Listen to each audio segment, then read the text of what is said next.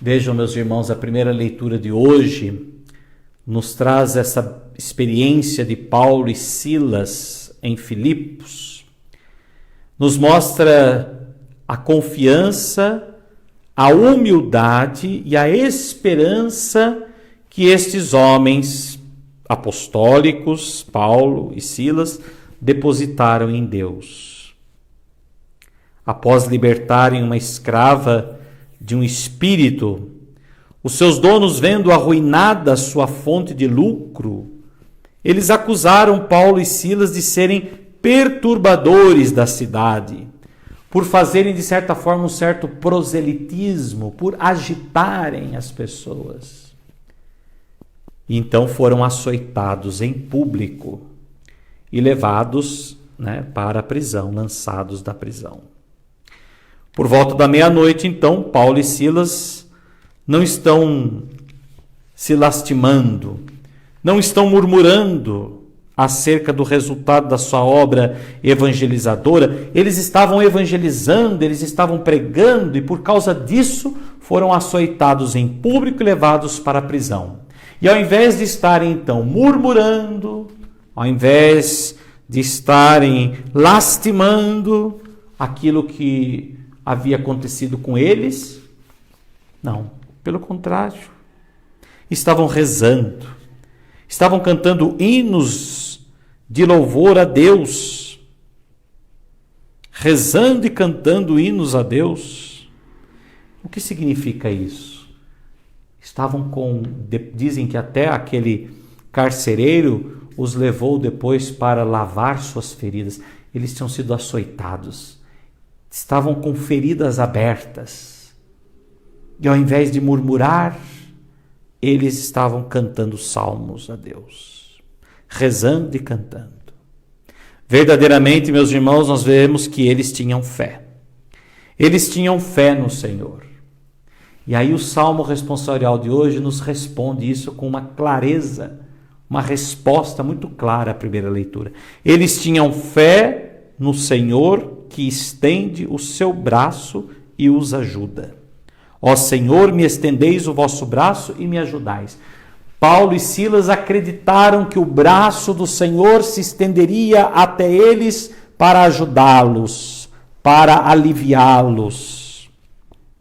E foi o que o Senhor fez. O Senhor estendeu o seu braço sobre eles e através da proteção de Deus, da presença de Deus na vida daqueles dois, eles também viram o sinal de Deus naquele tremor de terra, quando as portas da prisão se abriram. E vejam, ao invés de fugirem, ali permaneceram, porque acreditaram no Senhor e porque aquele era o sinal de que o Senhor estava confirmando a fé, a confiança deles, mas também foi o sinal que fez com que aquele carcereiro também se convertesse, ele e a sua família inteira. E naquela noite serviram um jantar para Paulo e Silas e ainda naquela noite, diz a leitura, eles foram batizados. Todos os seus familiares se alegraram por terem acreditado em Deus. Vejam, meus irmãos, às vezes nós, por dificuldades tão pequenas, por dificuldades muito inferiores a essa de Paulo e Silas, nós murmuramos, nós reclamamos, nós achamos que Deus não está olhando por nós, porque nós buscamos a Deus para, de certa forma, sermos isentos de tudo que de ruim possa acontecer conosco, não é verdade? E não. Nós buscamos a Deus para ter a nossa fé renovada. Nós buscamos a Deus para ter a nossa fé fortalecida.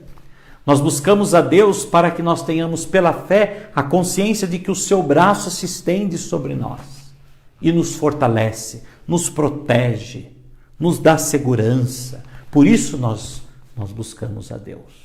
E mesmo em meio à dificuldade, mesmo quando as nossas feridas estão abertas, pelo sofrimento, pela dor, pela provação, é preciso confiar no Senhor, entoar hinos ao Senhor, ou seja, louvar a Deus.